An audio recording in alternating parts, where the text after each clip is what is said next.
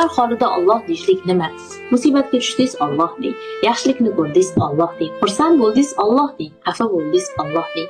Yotish oldi Alloh deng. Uyg'onganda Alloh deng. Yemoqda bismillah deng. Turganda o'tirganda har bir narsada Alloh deng. Alloh ismi shunday barokat olib keladiki hayotingizga.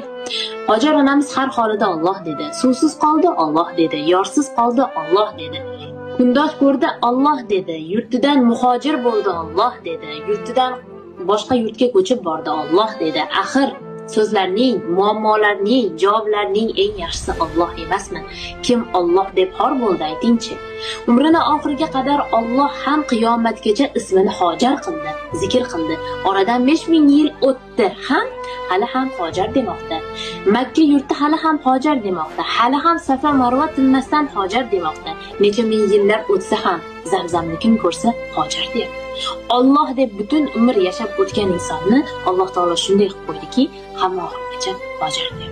Haj qilganlarning har biri Hojarni tanimas. Iloji yo'q.